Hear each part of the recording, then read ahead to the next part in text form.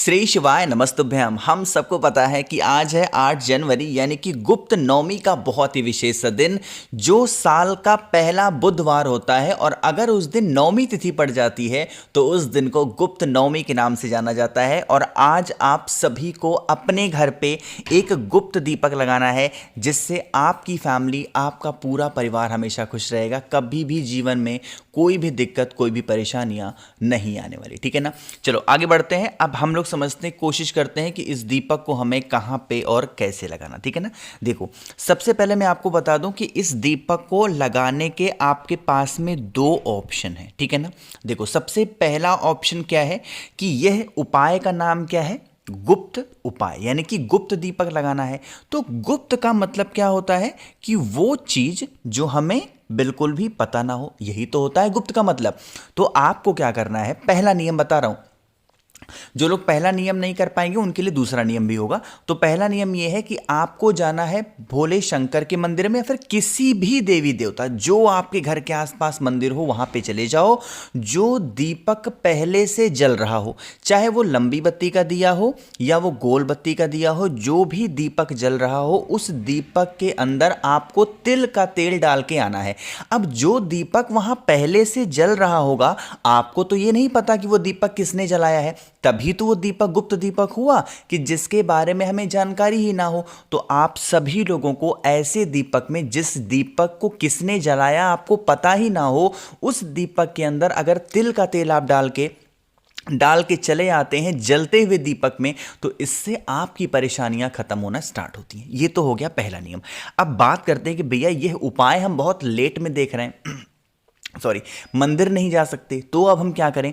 तो अगर आप मंदिर नहीं जा सकते तो आप इस तरीके से एक दीपक लीजिएगा लंबी बत्ती का, और इस लंबी बत्ती के दीपक में डालना तिल का तेल। कौन सा तिल डालोगे, तिल का तेल। और इस तिल के तेल को दीपक आप अपने घर के मेन गेट के बाहर, जो राइट साइड होगा ना, दाहिना हिस्सा आपके घर का, वहां पे आपको लगाना। लेकिन जब आप घर पे लगाओगे तो यहां पे पूरा नियम फॉलो करेंगे। मंदिर में हमने लगाया तो हम ये नहीं देखे कि दीपक के नीचे किसने कुछ रखा था नहीं रखा था, कैसे चल रहा है दीपक, कौन सी दीपक है। हम चुपचाप गए और तिल का तेल डाल के चले आए। लेकिन अब ये जो दूसरा नियम है, अगर पहला नियम आप फॉलो नहीं कर पाए तो दूसरे नियम में दीपक के नीचे बुधवार का दिन है तो आपको थोड़ा सा मूंग का दाना रखना है। ठीक है ना। और फिर आपको इसी मूंग के दाने के ऊपर एक दीपक लगाना है। वो दिया आप सभी को लंबी बत्ती का अपने मेन गेट के बाहर अगर आप लगा देते हैं, यकीन मानिए कोई भी परेशानी आपके घर में प्रवेश नहीं करेंगी, पूरी फैमिली आपकी खुश रहेगी। ठीक है ना। करिएगा ज़रूर आज इस गुप्त नवमी का यह उपाय। ठीक, चलो आगे बढ़ते हैं अब इस वीडियो के हम लोग अपने दूसरे उपाय की तरफ, जो कि हमें करना होगा बेल पत्र के साथ में। अब यहाँ पे भी एक नियम है कि अगर आपको बेल पत्र इस उपाय को करने के लिए नहीं मिल रहा है तो आपके घर के अंदर कोई सा भी वृक्ष लगा हो, उसकी कोई भी 2 पत्तियां ले लो। अगर बेल पत्र मिल जाता है तो 2 बेल पत्र ले लो, और अगर बेल पत्र नहीं मिलता तो आपके घर के अंदर कोई भी 2 पत्तियां हो उसको ले लो, तुलसी माता के पत्ते को छोड़ करके। ठीक है ना। समझ लेते हैं इस उपाय के सबसे पहले बेनिफिट क्या है और फायदे क्या हैं। एक तो ठंड बढ़ गई तो गला मेरा खराब होना स्टार्ट हो जाएगा, पक्का है सॉरी चलो समझ लेते हैं। जैसे मान लो कि घर में आपके बहुत क्लेश हो रहा है ना, लड़ाइयाँ झगड़े बहुत ज़्यादा हो रहे हैं, बहुत पूरी फैमिली आपकी बहुत परेशान रहती है लड़ाई से, झगड़े से, क्रोध से। तो आप सभी को जो 2 पत्ता लिया आपने ना, उन 2 पत्तों को एक के ऊपर एक रखना। जैसे मान लो कि 2 बेलपत्र लिया है तो एक बेलपत्र के ऊपर दूसरी बेलपत्र को क्या करना है, आपको रख देना कुछ इस प्रकार से। ठीक है ना। रख दिया, फिर जो भी पत्ता लिया है एक के ऊपर एक रखना, और उसे लेकर के महादेव के शिवलिंग के पास जाएंगे। लड़ाई झगड़े का एक जगह मैंने आप सभी को शिवलिंग के ऊपर बता रखा है, और वो जगह होती है माता का हस्तकमल, जिसे हम प्यार से कटी भाग के नाम से भी जानते हैं।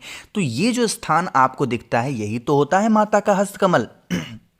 क्या करना है आपको, जो आपके पास में 2 पत्ते हैं ना, एक साथ उनको माता के हस्त कमल पर रखेंगे। अब यह उपाय हम कर किसके लिए ले रहे हैं, लड़ाई झगड़े के लिए। तो आपको यहां पे किसका स्मरण करना है, आशुतोष महादेव का। किसका स्मरण करोगे, आशुतोष महादेव के नाम से उस बेलपत्र को या फिर जो भी पत्ता लिया है उसको वहां पे रखेंगे, और फिर 1 लोटा शुद्ध जल तांबे के लोटे से श्री शिवाय नमस्तुभ्यम का जप करके अगर आप चढ़ा देते हो ना, यकीन मानिए कोई भी व्यक्ति अगर घर में क्रोध कर रहा होगा, गुस्सा करता होगा, तो उसका गुस्सा भी खत्म होगा और जो भी क्रोध की उसकी भावना होगी उसमें भी आपको फायदा जरूर होगा। ठीक है ना, करिएगा जरूर। तो 2 उपाय आपको समझ में आ गए होंगे। आगे बढ़ते हैं अब इस वीडियो के हम लोग अपने तीसरे उपाय की तरफ, है ना। देखो अब ये जो तीसरा उपाय है, एक तो माइक मेरी ख़राब हो गई जिससे मैं वीडियो बनाता हूँ, तो अब तेज़ बोलना भी पड़ रहा है ताकि आप लोग को सुनाई ठीक से दे, तो इसलिए और दिक्कत हो रही है आज। तो चलो कोई बात नहीं, है ना। लेकिन अब ये तीसरा उपाय बताने से पहले एक छोटा सा काम कर दो आप सभी लोग। दिक्कत भले ही है तो जल्दी से वीडियो को लाइक कर दो। जिसने अभी तक चैनल को सब्सक्राइब नहीं किया, मेरी आवाज़ आप पहली बार सुन रहे हैं, चैनल को ज़रूर सब्सक्राइब करेंगे, ठीक है ना। देखो अब यहाँ पे घी का उपाय है, तो यह उपाय स्पेशली किसके लिए है? रोग मुक्ति। कि जैसे घर में अगर कोई भी इंसान बीमार है, कहीं भी मेडिसिन करा रहा, दवा करा रहा और उसकी दवा काम नहीं कर रही है, तो आप इस घी का उपाय करेंगे, ठीक है ना। बहुत ज़्यादा तो नहीं लेना, लेकिन हाँ थोड़ा सा तो आपको घी लेना। हाँ एक चीज़ बता दूं, जब आप घी का इस्तेमाल, यह उपाय वही लोग करेंगे जिनको गौ माता का घी मिल जाता है आसानी से, ईजिली। अगर नहीं मिलता है तो इस उपाय को बिल्कुल भी मत करना, ठीक है ना। घी लीजिएगा। घी को लेने के बाद में एक बेलपत्र लेना। जो व्यक्ति घर में आपके बीमार रहता है, जो व्यक्ति घर में आपके परेशान रहता है, उस व्यक्ति का स्मरण करना है, उस व्यक्ति का नाम और गोत्र बोलना है और आपको इस बेलपत्र के 3 की तीनों पत्तियों पे उस घी की एक एक बिंदी लगा देनी। अब यहाँ पे मैंने क्या बोला? नाम और गोत्र बोलना है। तो बहुत सारी बहनें ऐसी थी, वो कह रही हैं, कमेंट सेक्शन में लिखती हैं कि भैया हमारे मान लो कि पति की अगर तबीयत खराब रहती है, तो हम तो शादीशुदा हैं, हम हिंदू धर्म से हैं, सनातन धर्म से हैं, तब तो हम अपने हस्बैंड का नाम नहीं ले सकते अपने मुख से, तो हम क्या करें? तो अगर आपके पति को दिक्कत है और कोई पत्नी अपने पति के लिए इस उपाय को कर रही है, तो आपको नाम नहीं बोलना है। अगर तो आप सिर्फ यही कह सकती हैं, हे शिव शंभु भोलेनाथ हमारे पति, मतलब अपने पति का स्मरण कर लीजिए, ठीक है ना। लगा लिया आपने घी को, फिर आप इस बेलपत्र को उठाना और फिर सीधा पहुंचेंगे महादेव के शिवलिंग के पास में। और आप सभी लोगों को एक स्थान मैंने बता रखा है जो है माता अशोक सुंदरी का। इसी स्थान पर आप सभी लोगों को उस घी लगे हुए बेलपत्र को समर्पित करना है। मैंने बताया है कि जब भी आपकी कोई भी स्थिति बहुत खराब चल रही हो, तो हमें किसका स्मरण करना होता है? कुंद केश्वर महादेव का ध्यान करके उस बेलपत्र को समर्पित करके और फिर 1 लोटा जल चढ़ाना। आप सुनो, जब जल चढ़ाओगे यही जल बहता हुआ इस घी के बेलपत्र से होता हुआ नीचे गिरेगा। इस जल को रोक लेना, पूरे घर में लेके जाएंगे और वही नाम कुंद केश्वर महादेव के नाम से छिड़काव कर देना पूरे घर में। पूरी फैमिली, पूरा परिवार आपका खुश रहेगा, ठीक है ना। करके कोशिश करिएगा। बीमारियां तो आपके घर से कहाँ गायब होंगी आपको खुद भी पता नहीं चलेगा, ठीक। तो 3 उपाय आपको समझ में आ गए। एक बहुत ही ईजी से और बहुत ही आसान से हम लोग उपाय की बात करते हैं, जो कि हमारा आखिरी उपाय है। देखो अब बुधवार का ये दिन है और बुधवार को अगर मूंग के दाने का उपाय ना बताया जाए तो समझ लो कि वो उपाय अधूरा माना जाता है ना।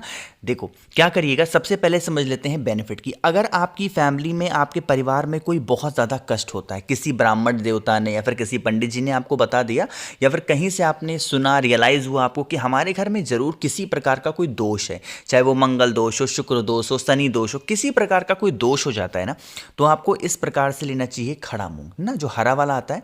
मूंग की दाल मत लेना, ऐसे खड़ा मूंग लेना, ठीक। और मूंग की दाने के साथ में आपको जरूरत पड़ेगी, चाहे आप छोटी सी कोई कटोरी ले लो, कोई ग्लास ले लो, कोई छोटा सा दिया ले लो, कुछ भी ले सकते हो जिसमें आप कोई चीज को रख सको ना।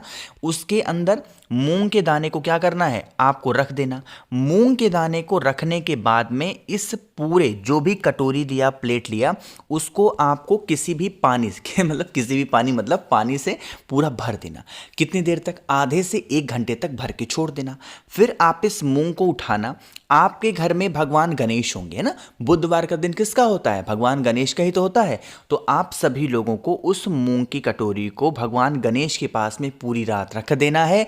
अगले दिन पड़ेगा गुरुवार का दिन, और इस गुरुवार के दिन पे आप सभी को उस मूंग के दाने के ऊपर एक बड़ा सा गुड़ का टुकड़ा रख के किसी भी गौ माता को या फिर किसी भी नंदी देवता को आप खिला देते हैं, तो आपके घर के जिस भी प्रकार के दोष होंगे, कष्ट होंगे, वो सारे खत्म होंगे, ठीक है ना। तो बाकी मैंने कोशिश की आप सभी को हर एक चीज़ों को अच्छा समझाने की। वीडियो पसंद आती हो तो लाइक ज़रूर किया करिए, कुछ पूछना रहा करे, नहीं समझ में आया नीचे कमेंट सेक्शन में पूछो। और मेरे जितने भी भाई बहन आवाज़ आज मेरी पहली बार सुन रहे हैं, चैनल को ज़रूर सब्सक्राइब करेंगे। श्री शिवाय नमस्तुभ्यम।